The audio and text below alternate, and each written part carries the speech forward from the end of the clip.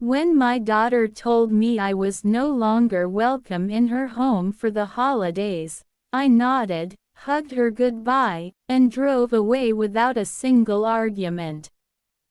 That night, I opened my old filing cabinet and reminded myself of something she had clearly forgotten. I wasn't just her mother. I was the reason her life worked at all. I had raised Emily alone after her father vanished with a waitress and half our savings. I worked 2 jobs, skipped meals, and learned how to stretch $1 until it cried. I went to bed exhausted every night but woke up grateful, because my daughter had everything she needed. Or so I thought.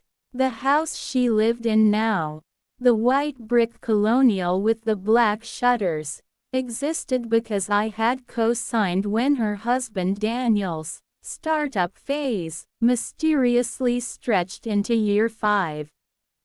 The SUV in the driveway, paid off by my retirement bonus. Even the backyard deck Daniel bragged about building himself had been funded by my emergency savings. But none of that mattered anymore. Because apparently, I didn't fit the atmosphere. Emily had said it gently, the way people do when they're delivering cruelty wrapped in politeness. Daniel's family is very structured, she told me, folding her hands like she was in a job interview. They think it's better if Christmas is just immediate family this year. I smiled and said I understood. I always understood. That was my mistake. On Christmas Eve, I sat alone at my kitchen table with a mug of cold tea and watched the snow fall. My phone stayed silent. No photos. No updates. No, we miss you. At 9:17 p.m., I made one phone call. By New Year's Day, the college fund I'd been quietly maintaining, under my name, was no longer available to them. By January 3rd, Daniel learned that the small loan I'd given him to float his business was legally a loan, with repayment terms he'd never bothered to read. By January 10th, the bank called Emily. She came to my door that same night. She looked smaller somehow, less confident, like the little girl who used to crawl into my bed during thunderstorms. "Mom," she said, voice shaking. "Why didn't you tell us?"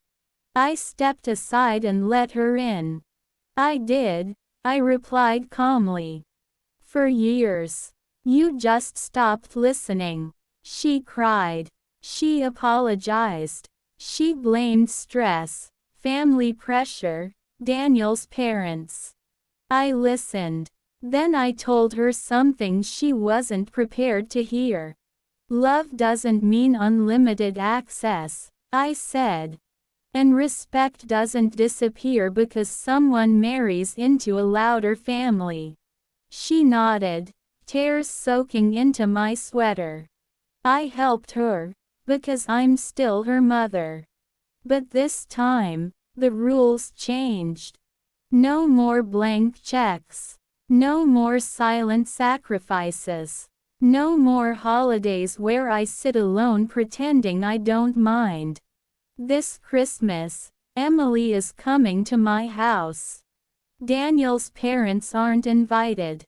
And for the first time in years, I won't be cooking for people who see me as optional. Justice doesn't always arrive with anger. Sometimes it comes quietly, wearing boundaries, holding receipts, and finally choosing self-respect. And believe me, that was only the beginning. If you want